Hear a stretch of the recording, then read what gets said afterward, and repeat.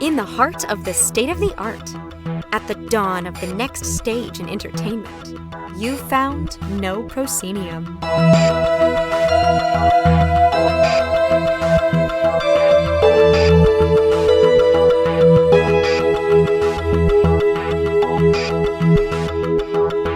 You have indeed found No Proscenium, the voice of everything immersive. I'm your host, Noah Nelson.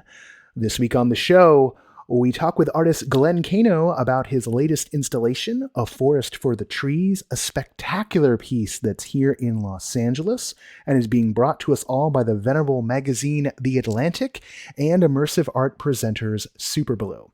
A meditation on climate change and the role that Native Americans traditionally took in land management before their way of life was literally outlawed. A Forest for the Trees is a stunner. And if you're remotely within the Southern California region, I want you to stop what you're doing right now and make plans to catch this. Go ahead, pause the track. We'll be here. All right, more on my take on the show at the end of the show. We also have Erin Brindley and Terry Podgorski, co-executive directors of Cafe Nodo in Seattle, joining us to talk about their return to live shows with Down the Rabbit Hole at Nordo's Knife Room. Learn all about Nordo's approach to melding dining with immersive in this episode. But first, I've got your headlines. Meow Wolf has announced that they're headed to the Lone Star State with not one but two new venues. One in Dallas-Fort Worth area, where they will reclaim the space of a former big box retail store at the Grapevine Mills Mall in the Dallas-Fort Worth area. We love to see reclaimed mall spaces. That is on track for 2023. 2024 is the projected date for the opening of Meow Wolf's fifth permanent exhibition in the Fifth Ward of Houston. As you might know, Houston is the fourth largest metro region in the country after New York, LA, and Chicago, making this the largest city that Meow Wolf will have opened up in. Big moves for the company after pulling back plans in Washington, D.C. and Phoenix, and you can track the project at texasportals.com. Meta gave a sneak preview of their mixed reality offerings on Thursday, with Facebook founder Mark Zuckerberg showing off a new MR experience called The World Beyond, which features a virtual pet with full-color pass-through technology. The demo showed what Mark was seeing, but blurred out the new high-end headset that allows for full-color pass-through, which is codenamed Project Cambria.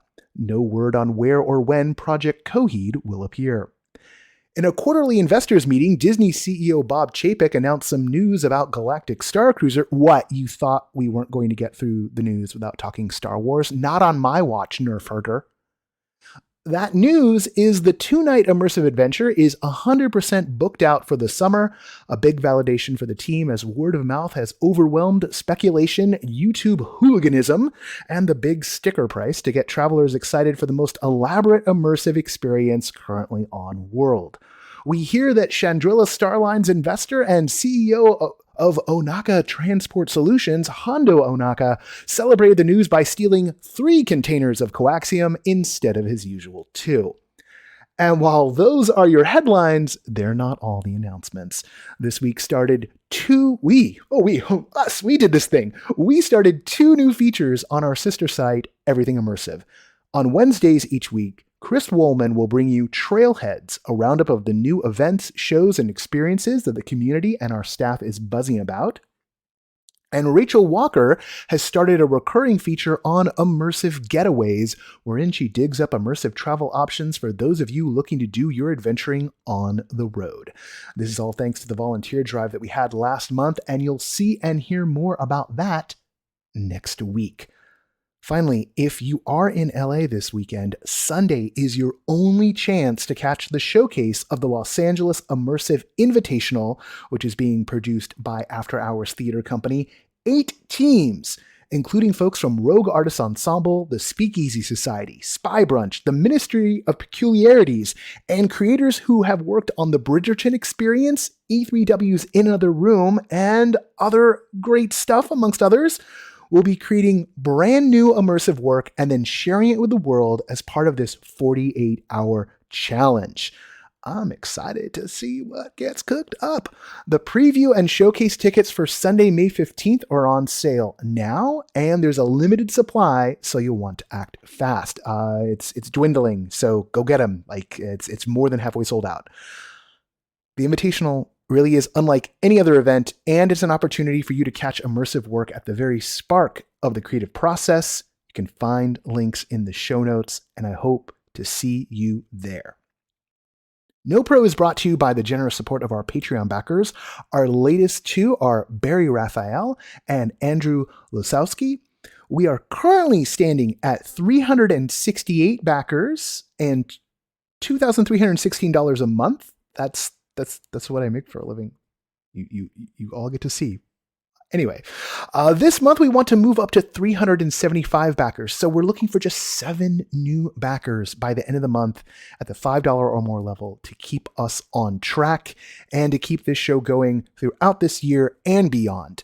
We are completely community funded. We thank everyone who helps us out. And you know what? I'll shout out the sustaining backers right now as opposed to the end of the show. They are Ari Herstand, Chris Woolman, Eric Shamlin, Chris Woolman, who's also writing for us. Like, this is how much people love us. It scares me sometimes. Eric Shamlin, Deborah Robinson, Elaine, Jay Bushman, Jerome Joseph Gentes, David Bassick, Lonnie Hanson, Mark Baltazar, Sydney Guillory, sorry, Sydney, and Jan Budman. I just stumble through these things sometimes. We all know that. That's who is helping us out each and every week, every month, and I'm so thankful for you. All right, now let's get on with this show, with this interview with Glenn, with the Cafe Nodo folks. This interview with Glenn, it's a fantastic piece and it's a fantastic interview. I don't want to waste any more time. Here we go.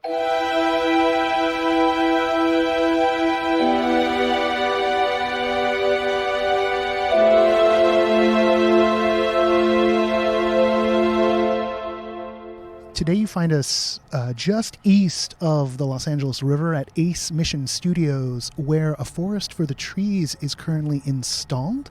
And we're talking with artist Glenn Kaino, who leads the team that's put this absolutely beautiful piece together.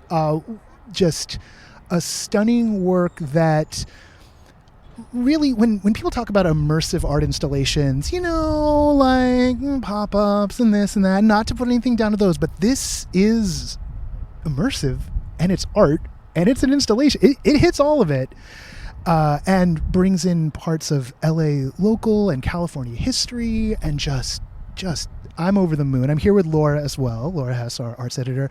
Glenn, this piece is very fractal in nature, and I want to get into that, but how would you describe this in general? And then, let's start with that. How do you talk about this piece when you talk to someone who doesn't know what the hell's going on in the world? Well, I think for people, first of all, thank you. I'm such a big fan. I'm really excited to be here. And I think that when we talk to people, we talk about it being a forest of stories, and really it's both a story and a story about telling a story. Because what we're trying to do is engage an audience as collaborators, bringing forth multi-year process that we went through to learn and work and create these artworks. But this is just the beginning, and we envision the work as a platform for the community to come in and contribute stories and evolve the forest and as time goes by. So we're really excited to be here.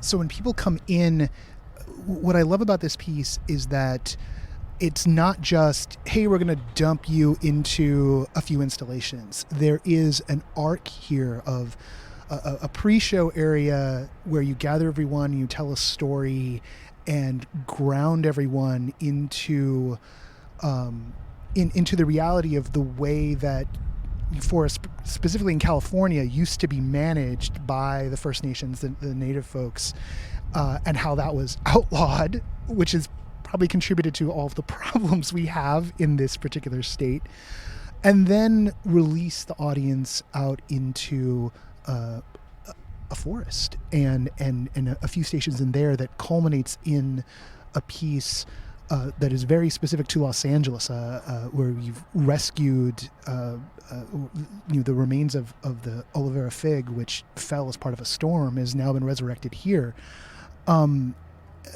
There's so much going on here. This piece, as I said in my spiel, is sort of fractal in nature. So I'm kind of wondering, what's your angle of attack here? Like when you think of what the first thought about this piece is, the sort of the motivating essence, or in storytelling terms, the inciting incident. What would you put your thumb on? I'd say from a well, let's see. The whole point in creating the forest was to create a collage of storytelling in a way, but I'd say certainly the inciting incident and the initial provocation, is this base ground level setting of a story of a jump ceremony that the Kaduk tribe in Northern California generously allowed us to tell, in this manner for the first time. The script was actually co-authored by myself and Bill Tripp, who's the head of Department of Natural Resources of the Kaduk tribe. And it was really exciting for us to be able to tell that, and then for them to allow our narrator Jesse Williams to be the voice, which is also again in a very important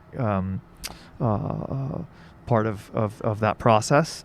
As you said, that story is grounds an understanding that what would be otherwise considered mythologies, as being real science. And so, we've been using this word also like decolonizing in real time.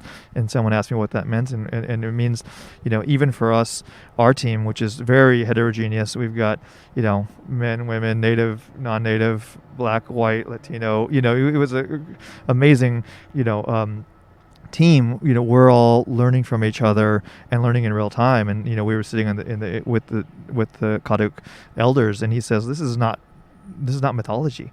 This is not just our creation stories. And so what we're starting in the show starts with actually a juxtaposition of how a ceremony is talked about from a mythological sense, but then showing that it is specifically grounded in actual science that is actually 4,000 years old. So talk about beta testing a process. This is a 4,000-year-old methodology of forest stewardship that was outlawed in 1911 with the Weeks Act, and then come to find out that our forest now is filled with highly flammable 110-year-old trees. Wow, I wonder if there's a cause and effect there. In fact, the forests before the Weeks Act were heterogeneous. They were like fire-resistant trees growing right next to some fire-susceptible trees. So that the natural course of lightning strikes, managed forest fires naturally, because native stewardship and Kaduk stewardship. And now if you look out and you see these beautiful, quote unquote, beautiful Douglas firs, that's all 110-year-old lumber that is now overgrown and is causing all these catastrophic fires in a way. So, so that's the inciting incident. And then what we try to do is take people through a transformative portal and then allow them to engage us and engage the stories in the forest with their own agency, because a lot of, I think, what the opportunity for immersive or experiential art is to have people contribute their own like the agency of imagination. Like, I want to walk here and I want to engage in this way. I want to learn about this, and as opposed to, as conventional, theater, and other linear narratives, which are all fine and good when they're done transcendently, but are also very structured and don't allow the audience much chance to come back into it. And so we start with that provocation, let people wander, and then what we have done is offered many hours of material, in the space for you to engage with. It feels like a dark irony that we've gone from forest stewardship by the Kaduk and other native folks to forest stewardship by PG&E, which of course has caused, part of the artist statement today, you talked about the red skies a few years ago, being part of the origin story here. I know Laura's got a question about how it all came together, because Laura, you went, well, I'll let you take the mic. I'm gonna switch gears for a second. What Noah was going to reference was Glenn's beautiful show at Compound Long Beach, which was called Tide Pools, and was an incredible mix of science and magic and the natural world. And so, please do jump in about that, but I'm also going to lob a really big question your way, which I'm going to try to pack into, and maybe I'm biting off a little bit more than certainly I can chew. But there is, especially since you're just talking about the power and the specific kind of engagement that immersive art can deliver and can bring people into, the levels of social impact for this specific work, as you're saying, the diverse team, the ethical, the sustainable practices that went into the collaborative process and the actual development around the physical process, the physical installation. So I guess I want to lob over to you, how can I think this is the future of immersive, that social impact is interwoven from the beginning around what we're going to deliver for audiences, how they can be a part of this. Can you talk a little bit more about how did all of that come together? Because you've accomplished so much with this project, and yet, and I think there's such a future for this to be integrated very seamlessly, but it's also an incredibly difficult thing to do. How can we make that easier, and or how specifically did you and the team do that? Just a simple question. Yeah. No major. Big questions. No, but they're actually, thank you for that question. What we've been trying to do, let me break that down. There's a lot of sub-questions in that question. I think one thing that I think that the role of the artist and the opportunity of art has is to show people pathways for things that otherwise have not yet existed. And so one way of hopefully inspiring people who come see the show and other creators to think about is to understand that something's possible. Because if you don't know it's possible, for all intents, you have not thought of it yet. And it's a group of us that are thinking about it. And I've said that a lot. I've used that in the beginning of one of my films, Withdrawn Arms, and you show a picture of Michael Jordan dunking for the free throw line, or Man on the Moon, or President Obama in the Oval Office, and you say, before I see these things, you don't even think they're possible. So there's I believe art has also the ability to do that.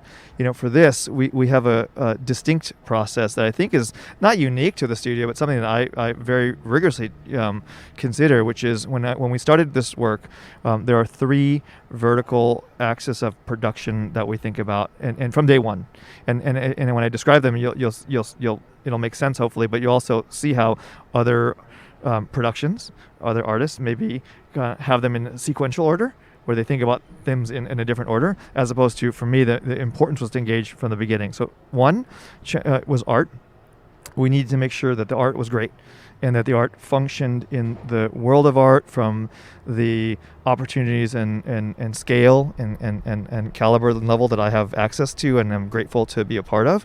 But there's also show. The next one is show. It's got to be a good show.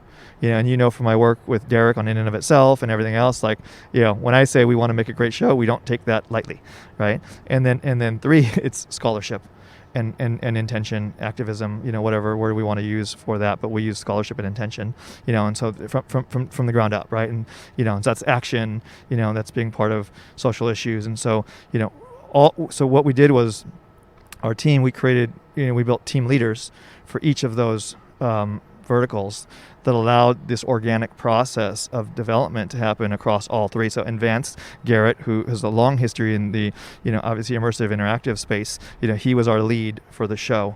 Londi was our lead for the scholarship, and myself and Gideon Webster from our studio, who's our lead fabricator, was our lead in the art, process. And, and so then what we did is we built teams around all those processes and coordinated and collaborated across the whole, development of the show from beginning to end, to make sure that when we were finding a discovery, in art, that inspiration channeled all the way through a show experience. It channeled all the way through an opportunity for engagement with the public, scholarship-wise, and vice versa. And that, when we learned something great from the tribe, how did that ripple effect inspire moments to do this? And then all I did was just call everyone I've ever worked with to try to give me notes and feedback, kill me on it, tell me how to make it better, and what we want to do. And so there's nothing like getting notes from the world of theater, the world of magic, the world of immersive, the world of art.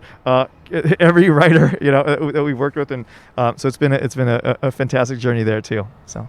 There's you can tell who the theater people are by who can find their light and who can't. And I saw Hilarious. I saw you today, like finding your light when no one else was. And I was like, that's in his bones. Exactly.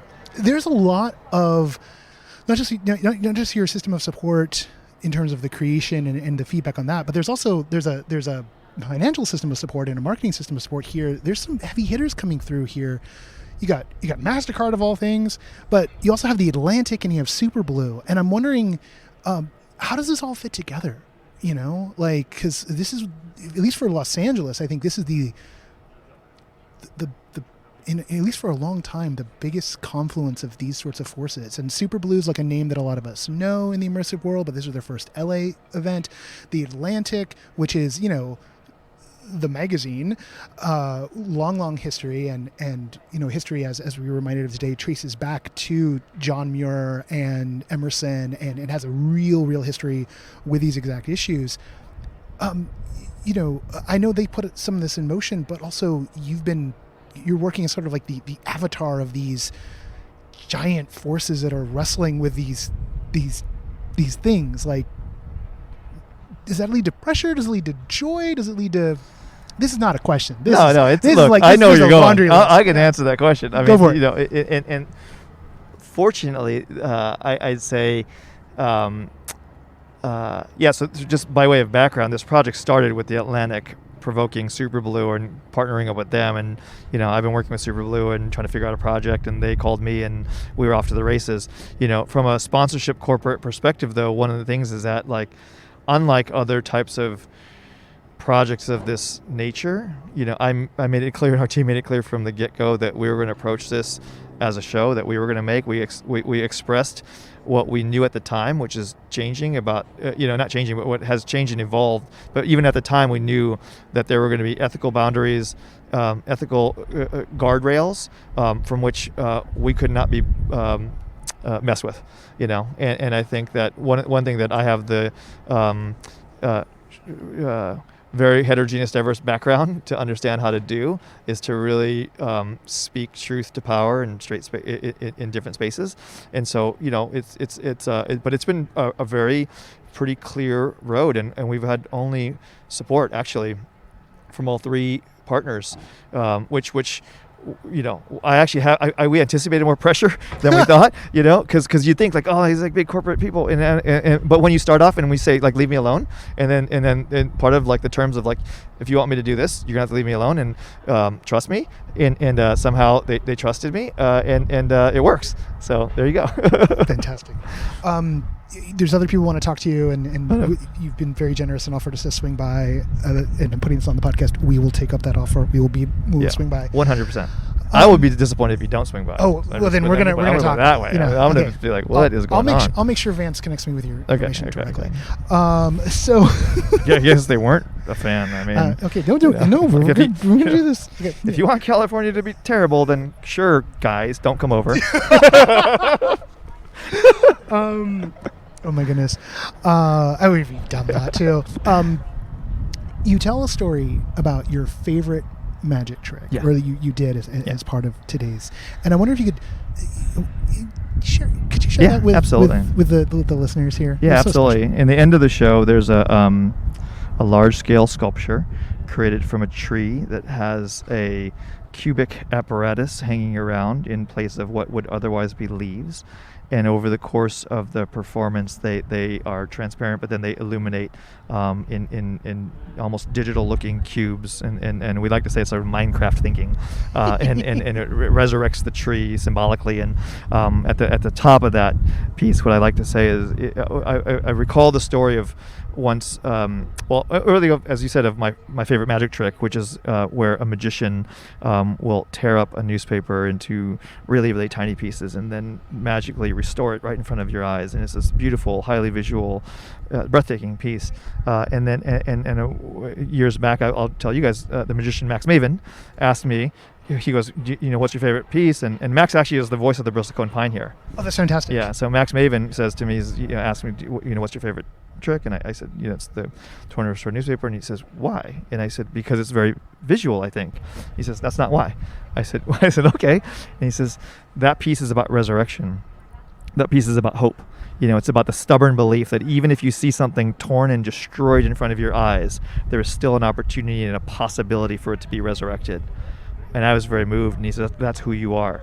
And I said, he says, you're the guy that believes that stubbornly that that's possible. And I said, that's true, but I am also just one of many, and I think that we're all believers, in some way, that, and we want to see something resurrected, and and in this case, the metaphor is obviously our planet and our ecologies in different ways, but we know also that things aren't going to be resurrected exactly the way they were. Even when we talk to the tribal elders, they know that the new way forward, because the genocide has been successful, that the new way forward is a hybrid way between new models and old models. And so we call it old methods for new wars. Like we're using Minecraft thinking along with old artifacts. And the tree actually is very historically significant for Los Angeles. While doing the forest foraging, lumber foraging for the show, for all of the lumber is sustainable, we met a fellow who pointed out a corner of a lumber yard, and he says, hey, that's a tree that I've been saving for something special. And I was like, what is it? And he says, it's actually the remnants of the 104-year-old Olivera Street fig. As we wait for the 4th Street truck to go by. 4th Street truck to go by. It's not far from Olivera. So we're like a mile and a half away. Yeah. And so it's the 140-year-old tree, which is the most significant tree in the history of LA, in this neighborhood at least. Generations have gotten married and eaten taquitos from Cielito Lindo down the street there, and myself included, for years since I was a kid. So so we're resurrecting the Olivera Street fig using Minecraft thinking. I love it. Well, Glenn, I'm so glad this is here, and I know I can tell everyone's like, where's Glenn? Oh. So we're going to wrap up, okay. But everyone should make it down here, and we'll talk again real soon. Thank you. Well, I'll see you all here. Okay, bye-bye.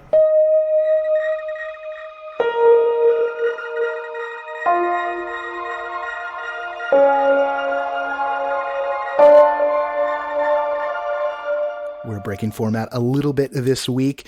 The pick of the week is coming up. And for those of you who listened to the most recent Review Crew episode, you will know exactly what the pick of the week is going to be when I tell you that our London curator, Shelley Snyder, and our New England correspondent, Leah Davis, are bringing it to you. So let's get to it.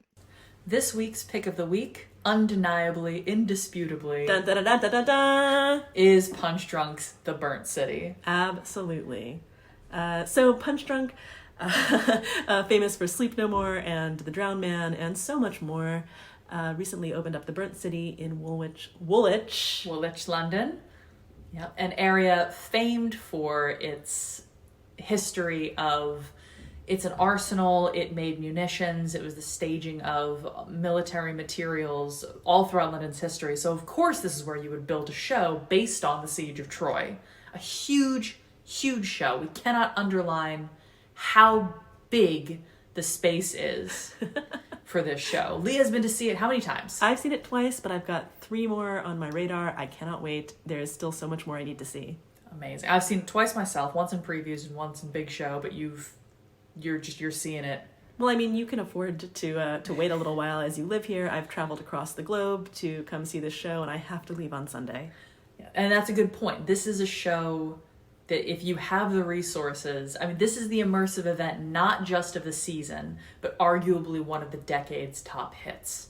This is the biggest show in London for 8 years. It's been since The Drowned Man closed.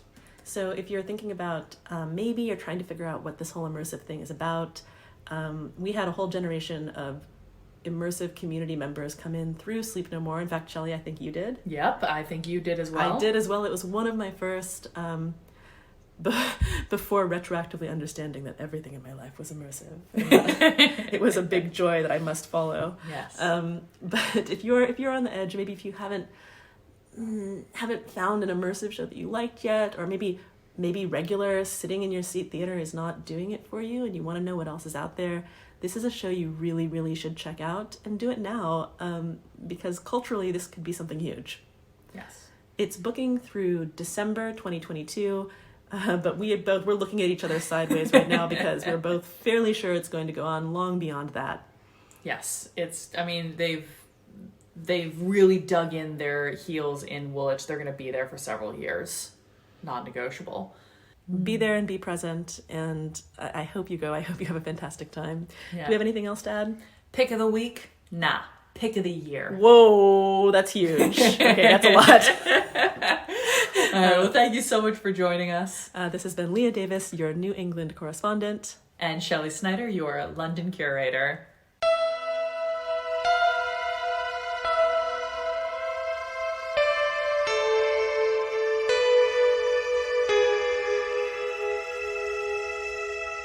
For 13 years now, Cafe Nodo has been producing their brand of dinner theater / immersive culinary event in Seattle, with up to 7 original shows a year making up a season in the before times. After a successful pivot to digital with a side of dessert for those of us not lucky enough to live in Seattle, in the form of their room service program, which started in 2020, the Knife Room at Nordo is back to seating adventurous diners with the return of Down the Rabbit Hole, a Wonderland cabaret, billed as an immersive theatrical ode to Wonderland with pop-up art, fine dining, and after-hours karaoke. Joining us to talk all things Cafe Nodo today are Nordo's co-executive artistic directors, Erin Brindley. Hello. And Terry Podgorski. Hello. Erin and Terry, thank you for being on the show. This has probably been in some ways a long time coming. I think we've both been aware of each other for like 7 years now. So it's only the pandemic that's led me to start interviewing people more online. But this is kind of overdue. But I'm excited because you're back in business and bringing people into the space. But for those who are not so fortunate as to be in Seattle, I keep on harping on this because I really like Seattle and I never get to go there, or who didn't partake of room service when it popped up, what is Cafe Nodo? We like to think of ourselves as a full integration of theater, performance, immersive art, and of course, really innovative cuisine. So you get all three when you come to Nordo, and live original music, and yeah, it's a big hybrid. Is it also? It's the performance, it's the food. You have if memory serves, you have a permanent space in Seattle. We actually have 2 permanent spaces. Yeah, in 2015, we got our first permanent space down on Main Street in Seattle. And a couple of years later, we expanded into another venue that's down in the basement where our current show is, Down the Rabbit Hole. So we have 2 spaces in the same building that we use for different types of events and performances. So how do the 2 different spaces? We'll get into the details on Down the Rabbit Hole in a second. But assuage my curiosity. How do the 2 different spaces work? So I guess it's the knife rooms in the basement, and then it's the columbarium is the thing upstairs. The culinarium. Columbarium's the thing where you bury people. Okay, never mind. Culinarium. That's the way you can see where my brain works. Yeah, I'm a goth, so same thing. Well, upstairs is more like a large theater space with the lighting grid, and we built stages in all different parts of the space. And that's where we have been doing what we call our large scale dinner productions. And then we acquired this venue that is downstairs. It's like, if you know Seattle at all, there's this underground level to it where they raised all the streets. And so there are these multiple, especially in the old part of the city, multiple underground little venues or hidden gems. And we got our hands on one, and that's where we've been doing up until now more like jazz nights and wine tastings and little parties and events like that until this show came around. And it's very much like catacombs down there. But upstairs, what we've been doing in our original space is, oftentimes we think about immersive as you're wandering around, and with our upstairs space, it's more like we transform this space into, for instance, 1960s Pan Am airplane. And so you are on the flight, The food that's coming out is inspired by what would be served on that Pan Am flight. And the show that's happening is a 1960s spy spoof. So that's kind of the immersive upstairs portion of it, is like we're really able to completely transform the space into wildly different venues every time we do it. Now downstairs is a little bit more, like I say, like catacombs, like a lot more places to experience more traditional immersive, where you are walking around and seeing different art installations that are all inspired by the show. So a little bit of traversal action in the catacombs down below, and then sort of a full set dressing. I mean, I have always been curious, because I haven't gotten a chance to go up and see one of the shows, about what sets what y'all do apart from kind of the more traditional dinner theater that people might have experienced, or folks who, I remember when Teatro Zanzani was a thing, and that was up there and also in the Bay Area, and there's a few other things of that nature. Or are the lines kind of blurry here? I guess what makes this immersive as opposed to something that someone might see in Peoria? I mean, the lines are definitely blurry, and we've been going back and forth our entire existence of whether we are dinner theater or not dinner theater or new dinner theater. But the one difference I can say for sure is that, like Erin alluded to, you're in a different world every time, and you as an audience member are present and have a role in the story. Like, you are not just hidden behind a fourth wall and in the darkness, and then food lands on your plate. We try and, with the serving staff and with every element, make sure that you're in the story. You're in the room with the actors. You're not invisible. You're a passenger on the Pan Am flight, or you are a ghost in the haunted hotel, or and the other thing that separates us from Peoria, which I'm so glad you mentioned, because that's like what most people think of when they think of dinner theater, is like, watery spaghetti and arsenic old lace, or something like that. And for us, every show that we write is an original show with the food, the food integrated. So they're all written in order for the food to weave its way in and out of the story. And then the menus are all created specifically for that story. So for instance, we did a show that took place in an attic, and it was a little girl who was playing with her dolls, and all of the characters are these spooky dolls, kind of Twilight Zone style, and all the food looked like candy, but giant. So you were the size of the doll, and all the food is like an actual savory, beautiful 5-course meal, but it all kind of has a mind-bending experience of looking like giant candy. So that's a kind of example of what we've done. Or our like Twin Peaks inspired show, it was all food that looked like diner breakfast food, but was actually a 5-course dinner. I remember when you guys were doing that one, and I was so intensely jealous, because if there was going to be one I wanted to like race up and catch, it would have been that one for sure. The mashed potato donut was definitely a fan favorite. Oh my goodness. Was there pie at least at the end? Pie and coffee? You ended on pie and coffee, right? We actually had all of our cocktails inspired by pies. Oh, nice. Very, very nice. I'll have to get the recipe later. Well, and something I have experienced when I've been to like an immersive show, and there's been engagement, direct address, and food, it can sometimes get like, the performances get a little intense sometimes. I remember I had a negative experience, not with you guys, obviously, because I haven't been.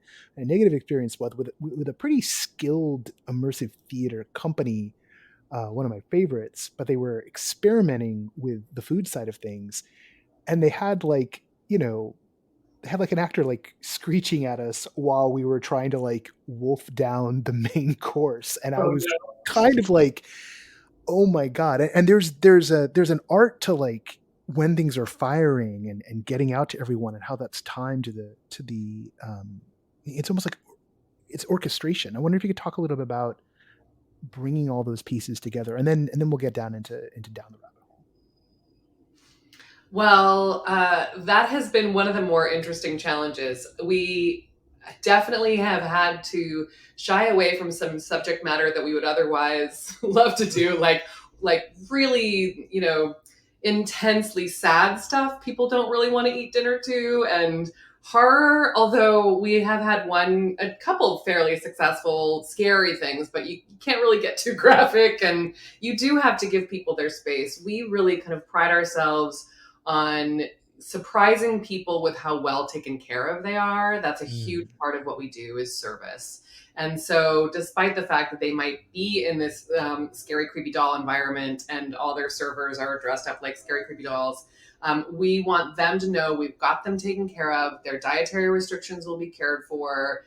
We are in touch with them about their experience all the way through. And then, of course, the dance with the kitchen is, we always say we work on a show, we build a show, we rehearse a show, and then the diva shows up, which is the food. So the first couple shows, now we've got it down to pretty much a science, but we used to have to do a week of previews in order to kind of really dial that food timing in. So we have to time the show, time the plating, and then get those things to sync up perfectly so everyone's getting their food like hot and beautiful. Because that's the other thing that I think separates us from Peoria is the food's awesome, if I do say so myself. So we really want to make sure that it's like at its peak when it's getting to people's tables, and then we give them space. And that's one of the things that that people really enjoy is we give them time to talk to each other at their tables. So there usually is a little bit of a dining break in between. Yeah, I remember the brownie thing with the candy glass shards. That's how I think of them. That came with one of the room service pieces. Was so good, and I keep on wishing I could have more. I was like, where can I get more of these? Like all the time. Chocolate chess pie with the little the little jelly crystals. Yeah. That's right. It was a chocolate chess pie, but it was a chocolate chess pie, but it was also like one of.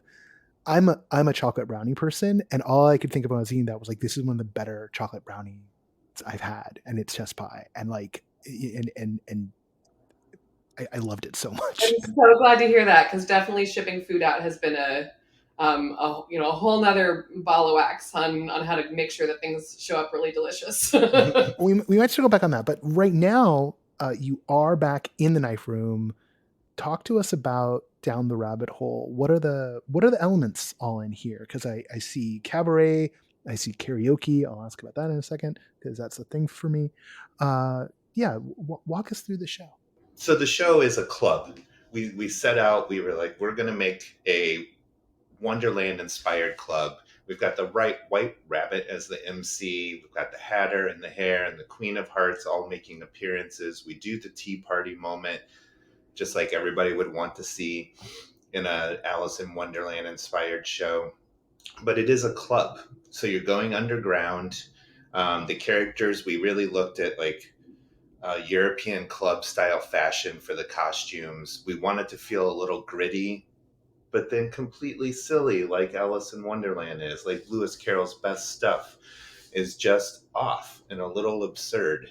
So an absurd club that is a karaoke club is where we started from. And then as the show progresses, the whole thing is about trying to find Alice to put her on trial. Some tarts get stolen and she keeps disappearing so that the characters can't find her. The Queen of Hearts wants to put her on trial, so you have to get up at certain points and walk through these other rooms looking for Alice, where you wander through these art installations, these other parts of Wonderland, and get fed little delights along the way. Nice. That appeals to the Pac-Man fan of me.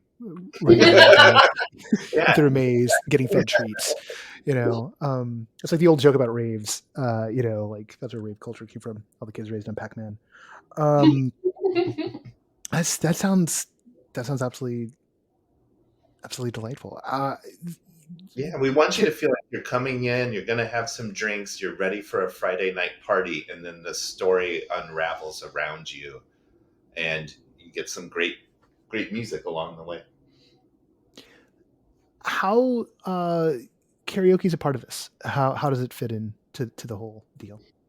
Well, we just really wanted to basically, we were looking for the most crowd-pleasing way to emerge from this pandemic. And so we were like, we need some really, like, bring down the house, everyone sings along pop tunes, as well as a framework for our incredible composer to compose some songs that sounded like pop tunes that were Lewis Carroll's words. So we have both, Go Ask Alice, the Jefferson Air. Is that what? Nope, it's called White Rabbit. I mean, when I get it wrong, by Jefferson Airplane, which, everyone wants to hear. And then we also have like a pop version of The Walrus and the Carpenter, the poem about eating oysters. And then, of course, right after that, the oyster bread pudding course is served. So that's kind of a way that we're integrating, and all of our singers are great. And like I say, our composer has done these really wonderful renditions of these songs.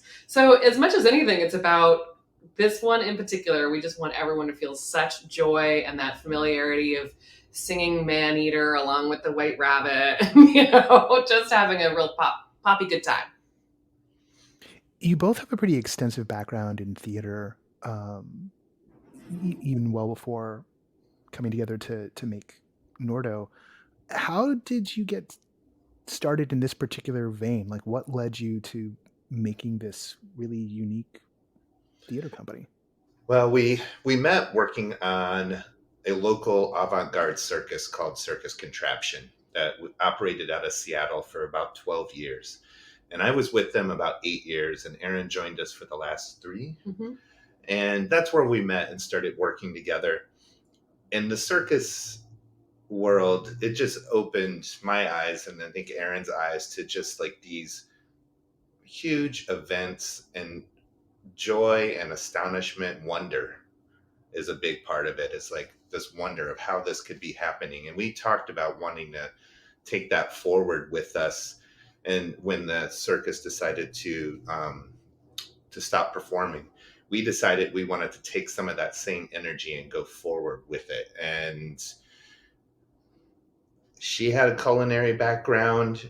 I had a short story about this maniacal chef that was doing oddball dinners to teach people where their food came from, and we merged that into our first show, and then we haven't looked back.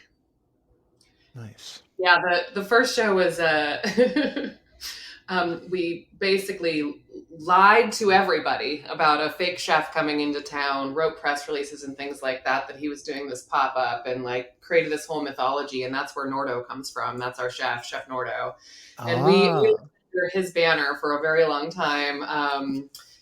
We had a whole biography for him that was always getting more and more outlandish. And we had these pull quotes from press that didn't exist. And like, that's how we started, was this very cheeky pop-up that was happening in the back of a chocolate factory. And to our... Like a real chocolate factory? Yes. Oh, nice. Chocolate, yeah. To our, they were so small at that time that they had this big warehouse that they weren't using. And so we were in the back of a chocolate factory in their warehouse. Now it's used for chocolate, go figure. But that's where we started. And I had done some integration of food and theater in New York City before I moved back to Seattle. So there was a hair of an idea there. And then Terry had this great short story, and I was like, I think we can convince everyone this guy's real. And we did for a number of years. Yeah. And then we ended up getting a nice following and wanted our own space where we had our own kitchen, because to begin with, we were kind of hauling stuff all over town for every show, which got a little exhausting. And now here we are. You have the 2 spaces. You've got Down the Rabbit Hole running right now. What's the plan for the rest of 2022? We want to run Down the Rabbit Hole through the year if we can. This is the first time that we've thought about doing a show and giving it a really long run and opening it up to Seattle and just being like, come in, enjoy this thing.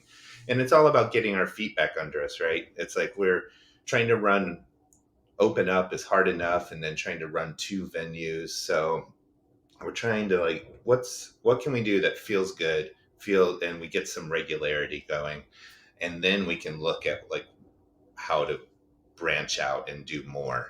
So we have some plans, but it's fluid. Everything's fluid. And I think that part of our experience with the circus, after I have been a theater person exclusively until I worked with the circus, which is a totally different brand of entertainment. And the thing that I took away from working with the circus is, with the theater, you're always trying to do a new thing every, however many weeks the thing runs, then you shut it down, you do something new.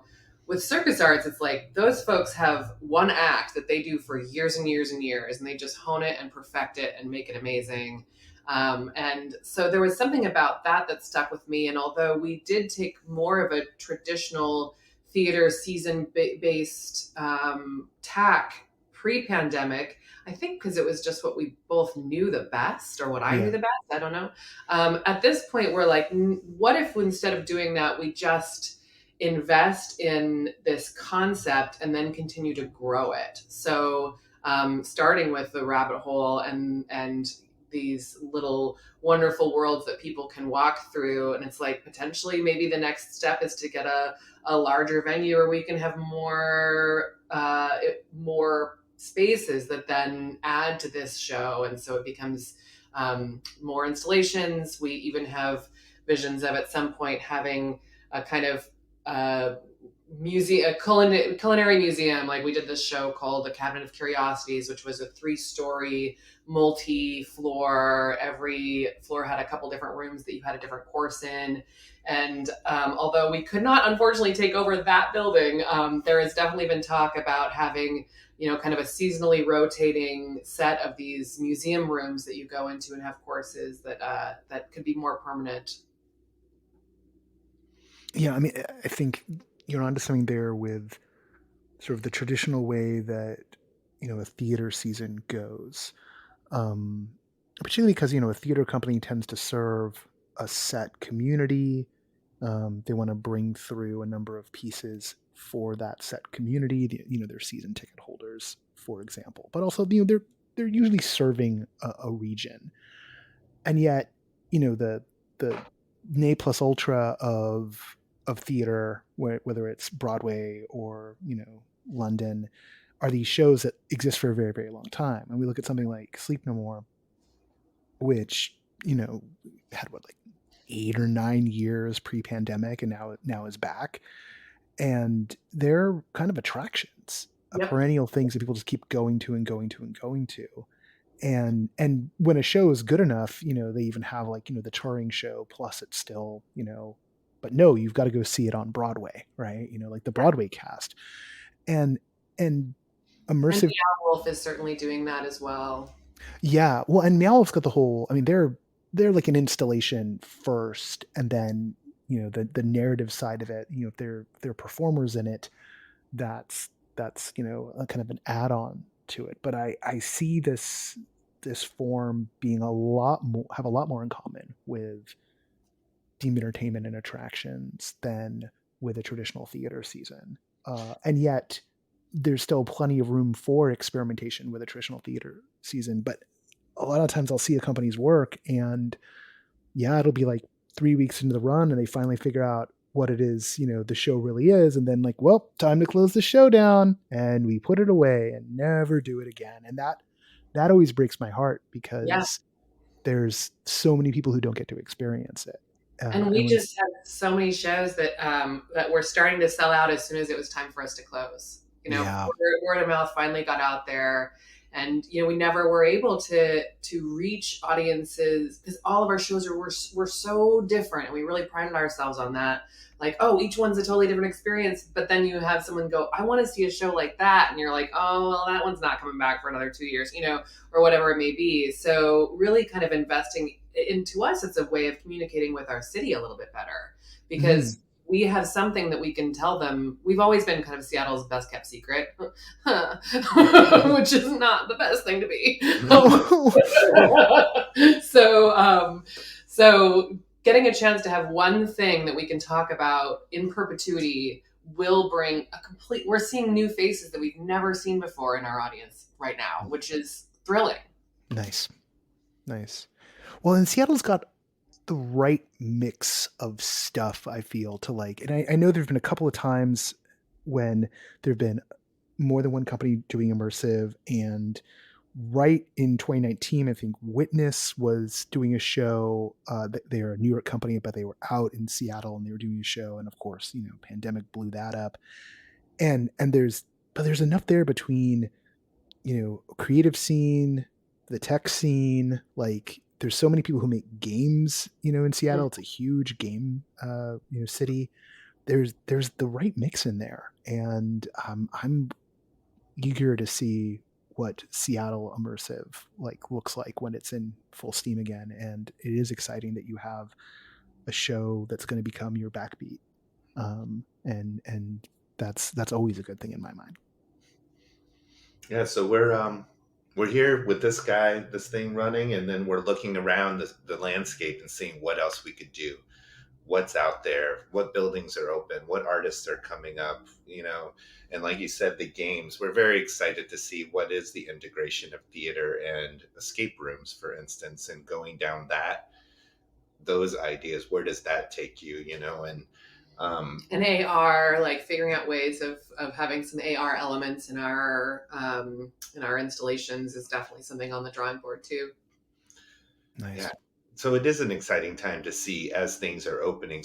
But when you asked about the plans for 2022 is hard because we're just learning what is possible, and it's all a new landscape, but we're excited for the long view. Okay. Well, Erin and Terry, I want to thank you both. For those who want to check out Down the Rabbit Hole, where should they go? They should go to cafenordo.com. And that's that. And the NORDO. Fantastic. Well, thank you both for being on the show, and I'm sure we're going to be talking more in the not too distant future. Yeah, what a pleasure to talk to you. Thank you. Yeah, this was wonderful. Thank you very much.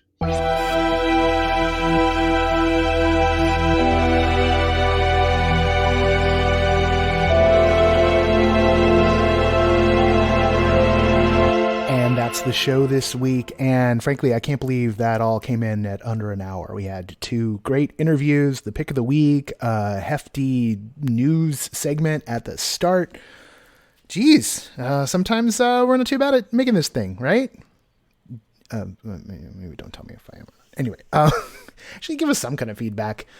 Anyway. So, iTunes, you can always go review the show. We love a 5-star review because it helps, and write a little something. I'm just saying, if you like the show, if you like it, if you don't, just warn your friends in the group chat.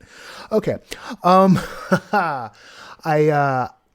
am still kind of riding high off of catching a forest for the trees yesterday. Not just because it is spectacular, which it is, not just because there's some incredibly smart design going in terms of the way guests are brought in, how little grace notes that allow for participation, the way that Glenn borrows from his background designing in magic and in art and in activism, and kind of weaves it all together. But because that story Glenn told about his favorite magic trick and what Max Maven told him that meant about him as a person, it really reads in the piece. And it gives me hope that as we approach these crises, and there's multiple crises going on in our society right now, that works like this, that the kind of work that is happening in our field can help us see things in a different light, can help us reconnect with hope. I don't carry around a big bucket of hope. I carry around like a water bottle worth of hope these days. But I've still got some. And my bottle is feeling really full today because of the time I spent at a forest for the trees. And I think you're going to experience that as well. And finding that there's a path forward wherein, and one of the things Glenn didn't talk about in here that he talked about in his artist statement when all the press was assembled, that there's a real concerted effort to make sure that, Native American, First Nations people aren't just having their knowledge drained as part of this, right? That wave of just, taking the ideas and running with it, and leaving the folks who stewarded the land for so long out of the equation. But there's activists who are at Standing Rock who are actively part of this project. There's a nonprofit they're spinning out of it. There's a wave of, and not only an educational effort, but an effort of solidarity. And if we, as not just a species, but as a people, are going to get through the crises that are facing us at a global scale, we have to lean in to our capacity for solidarity, to our capacity to care for each other, to understand each other. I've always felt that the thing that faces us in America in particular, but the world as a whole, is that as we move forward deeper into these futuristic centuries, that we're facing the crisis of becoming a pluralistic society and not really having any models for that don't look like domination, empire, just boots on necks. Democracy and pluralism, sometimes they feel like oil and water sometimes. And you see that playing out here in America in an intense way. And we just can't afford that. We can't afford it. Laguna Niguel burned down in this past, week. I didn't even know that. Anthony had to point it out to me in our group chat that this was going on. Once upon a time, my dad was like renting a room, at someone's house in Laguna Niguel, which sounds fancy, but it wasn't. And gone now. And Laguna Niguel, that's pricey territory. Burned, gone. Those of you in the Bay Area and above, what happened when the PG&E fire happened. And a lot of this is in response. A lot of Glenn's work here is in response to the PG&E fire. All of this is happening in real time. New Mexico's on fire right now, right? All of this happening in real time. Everything, all these stressors, and we're all coming out of it just drained and at our limits. But I went through a forest for the trees. And indeed, the metaphor is I'm starting to see the bigger picture. I'm starting to see a hope that we can come together, that everything we need to address the crises that we all face right now, it's all here if we can just learn how to see things together. Powerful stuff, powerful work. And I hope that even a fraction of what it moved in me gets to move in you. I hope all of it does, but we're all different. So I don't expect you to have the exact same outcomes. Don't demand that of you. All right, go check it out. It's here in LA, running through July. There's just a lot of great work happening right now. Of course, we talked about Particle Ink, Speed of Dark, in Las Vegas last week. Also something that if you're nearby, that's actually one that is worth flying out to Vegas for. So that is that level. And indeed, I think the only reason why I don't say that about, say, Forest for the Trees is that I think there's a chance that this may pop up in some other spaces at some point down the line. But if you have other reason to be in Los Angeles, please make sure. If, say, you're coming in to check out some Fringe shows, or maybe you're passing through on the way to Comic-Con. I guess it doesn't line up. Maybe if it extends, just do your best to catch Forest for the Trees. It's an important work. I don't want to pit these things against each other, really. If you have the means to get around, then again, carbon footprint. Maybe don't just hop on a plane for everything. Be measured. Be measured in what you do. Also, hopping on a plane right now. I know some people getting sick from planes. Not great. Not great. Again, all these crises. If we could just learn to see each other. Oh man, It's all here. To get mystic for a second, in the and I'm not particularly religious, but I love the texts in the Gospel of Thomas. I picked this up from my Joseph Campbell days.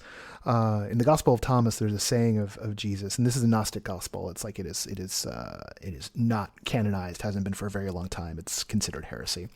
But there's a saying, the kingdom of God is at hand if men would just have eyes to see it. Thereabouts. That's a rough translation. Or people, I feel that all the time. It's always bouncing around in my head. And this work has, because all the tools of art and entertainment are at our disposal in Immersive, it means that there's more chances to help people have the scales fall from their eyes. So it's good stuff. Is that pretentious? I don't know. Am I feeling anything? Because anyway, good stuff. It's good stuff. If you are in town right now here in LA, come through the Invitational. I believe there's still preview tickets if money is an issue. Those are the cheaper ones. Those are like the noon to 2 run. You will get a chance to see everything. It'll be a little more raw form. The 4 o'clock and the 7 o'clock shows, there's still tickets available. Like about a little more than half the stock is gone right now. We may very well get close to like a full sellout, because I think it's like every person who's inside manages to get one person to buy a ticket of what's left, then that's everybody. So, act now while you can. Is it a little bit of a gamble because, the pieces aren't done? Yeah, but that's the fun of it all. You don't know what's going to be. Last time, Corinne Wicks did casting, which was incredible. And we kept on putting it into the Summit and Festival. We keep on trying to mount. Pandemic keeps on ruining. And the sleepover, which Jansen Lawlick, and Jansen's got a team this time out, and Jansen, who also worked on the Bridgerton experience of late, which a lot of people are loving. All of that came out of the last one. So who knows what's going to come out of this one? It's fun. Okay, I've spent 10 minutes talking to you. That's more than enough. Most of you tuned out. Let's do the end of the show. Okay. The associate producer of this podcast is Parker Sella. Music for No Proscenium is by Chris Porter of the Speakeasy Society. Special thanks to Siobhan O'Loughlin for voicing our intro. Catherine Yu is the executive editor here at NoPro. The NoPro podcast is written, edited, hosted, produced, and mixed by yours truly. When did I write this? I'm Noah Nelson, and until next time, I'll see you at the show.